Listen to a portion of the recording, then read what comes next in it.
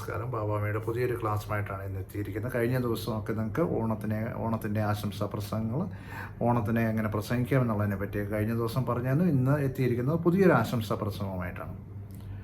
അപ്പോൾ നിങ്ങൾ ആദ്യമായിട്ടാണ് ഈ ചാനൽ കാണുന്നതെങ്കിൽ ചാനൽ സബ്സ്ക്രൈബ് ചെയ്യാൻ മറക്കരുത്. അതുപോലെ തന്നെ പ്രിയപ്പെട്ടവരിലേക്ക് ഷെയർ ചെയ്യാനും മറക്കരുത്. ഇന്നത്തെ വിഷയം എന്ന് പറഞ്ഞു കഴിഞ്ഞാൽ നമുക്കറിയാം ഇനി എത്തുന്നത് ശ്രീനാരായണ ഗുരു ജയന്തിയാണ്. അപ്പോൾ ഗുരു ജയന്തിക്ക് നമുക്കൊരു ആശംസാ പ്രസംഗം പറയാനെ കൊണ്ട് വേണ്ടി ഒരു വേദി ലഭിക്കുകയാണെന്നുണ്ടെങ്കിൽ നമ്മൾ ആദ്യമായിട്ടാണ് പോകുന്നതെങ്കിൽ നമ്മൾ അറിഞ്ഞിരിക്കേണ്ട കാര്യങ്ങളെ പറ്റിയാണ് പറയുന്നത്.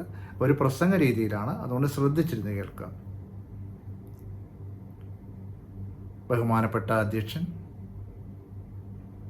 വിശിഷ്ട വ്യക്തികൾ, ഗുരുദേവ ഭക്തർ, എനിക്ക് മുന്നിലിരിക്കുന്നതായ പ്രിയപ്പെട്ട സഹോദരി സഹോദരന്മാരെ, നിങ്ങൾക്കെല്ലാവർക്കും ശ്രീനാരായണ ഗുരു ജയന്തിയുടെ ആശംസകൾ നേരുന്നു.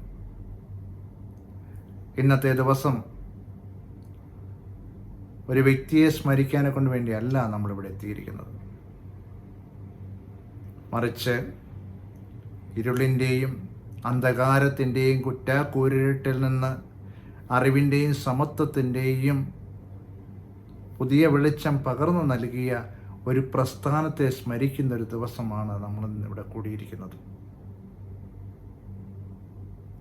പുതിയൊരു വെളിച്ചം പകർന്നു നൽകിയതായ ഗുരുദേവൻ്റെ ഓർമ്മകൾ, ഒരു ജാതി, ഒരു മതം, ഒരു ദൈവം, മനുഷ്യനെന്ന് പറഞ്ഞതായ സമത്വത്തിൻ്റെ സന്ദേശം വീണ്ടും ഒരിക്കൽ കൂടെ പറയുവാനെ കൊണ്ട് വേണ്ടി ഒരുങ്ങിയിരിക്കുന്നതായ, അല്ലെന്നുണ്ടെങ്കിൽ നമുക്ക് ലഭിച്ചിരിക്കുന്ന ഒരു അവസരമാണ് ഇന്നത്തേത്.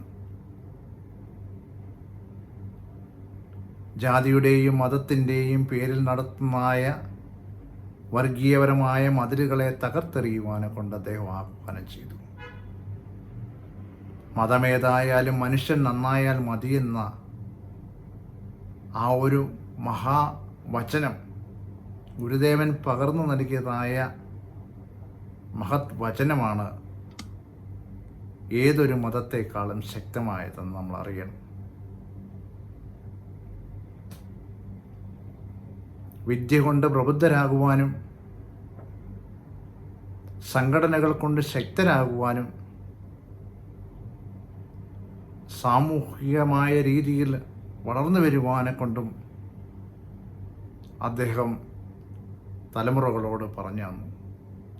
ഏറെ ദീർഘവീക്ഷണത്തോടു കൂടിയാണ് അദ്ദേഹം സംസാരിച്ചിട്ടുള്ളത്.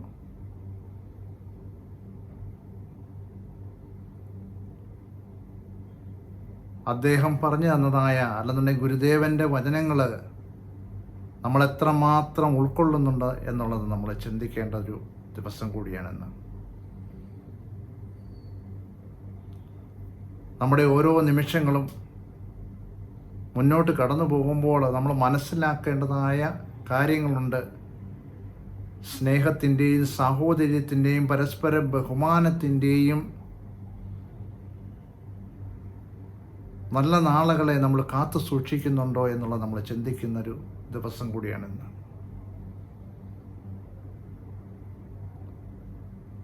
അദ്ദേഹത്തിൻ്റെ മഹത് വചനങ്ങളിൽ ഓരോ ദിവസവും നമ്മൾ പുലർത്തുന്നുണ്ടോ, നമ്മൾ നീതി പുലർത്തുന്നുണ്ടോ എന്നുള്ളത് നമ്മൾ ചിന്തിക്കേണ്ടത് അത്യാവശ്യമാണ്.